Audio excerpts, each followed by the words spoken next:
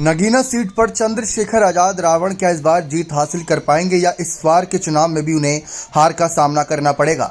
इस बार की चुनौती काफी कठिन रहने वाली है क्योंकि पिछली बार जब विधानसभा चुनाव के मैदान में चंद्रशेखर आजाद उतरे थे तो सामने मुख्यमंत्री योगी आदित्यनाथ की गोरखपुर सीट थी जो बीजेपी के लिए काफी मजबूत गढ़ मानी जाती है। लेकिन इस बार चंद्रशेखर आजाद की चुनौती किसी और से नहीं बल्कि उनकी ही राजनीतिक गुरु मायावती से होने वाली है।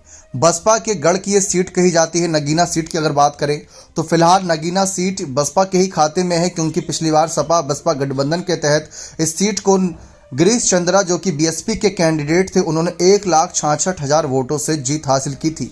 बीजेपी के कैंडिडेट को तगड़ी हार का सामना कराया था मोदी लहर होने के बावजूद भी।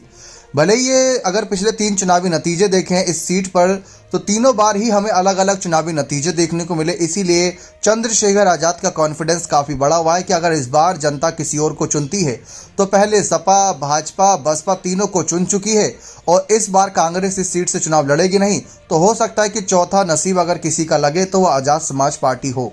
लेकिन मायावती इतनी आसानी से इस सीट को नहीं जाने देंगी। अभी ऑफिशियली बसपा के कैंडिडेट का अनाउंसमेंट नहीं हुआ लेकिन खबरें हैं कि बीएसपी सीट से सुरेंद्र पाल को ही चुनावी मैदान में उतारेगी। इस बात को लेकर लगभग बातें कंफर्म होती नजर आ रही हैं। जबकि समाजवादी पार्टी कैंडिडेट मनोज कुमार पारस ने अखिलेश के फैसले पर ही सवाल खड़े करे थे।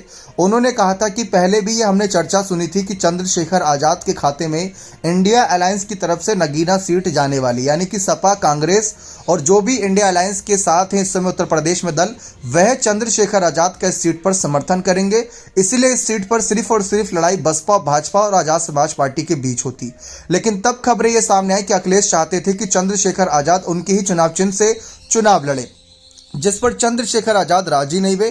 फिर वे अकेले ही चुनावी मैदान में उतर गए और ये तक कह दिया कि अब उन्हें 100 सीटों का भी ऑफर दिया जाएगा तब भी वह पाला नहीं बदलेंगे। लेकिन यहाँ पर अखिलेश से बड़ी चुनौती इस समय बहुजन समाज पार्टी बनी हुई है। फिलहाल यहाँ पर अंतर्गत आने वाली अगर हम विधानसभा सीटों की बात करें तो विधानसभा सीटों में समाजवादी पार्टी की अच्छी पकड़ है क्योंकि नूरपुर नजीबाबाद नगीना सीट जो है वह समाजवादी पार्टी के खाते में है और 2 सीट जिसमें धमपुर नेहतपुर तौर भारतीय जनता पार्टी के खाते में है, तो वहां से एक बड़ा चुनावी समीकरण बदलता नजर आ रहा है।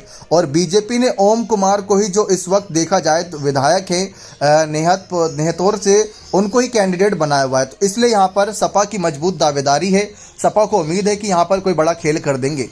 चंद्रशेखर आजाद मायावती को अपना राजनीतिक गुरु मानते हैं और वह साफ कहते हैं कि मायावती से उन्हें बहुत कुछ सीखने को मिला।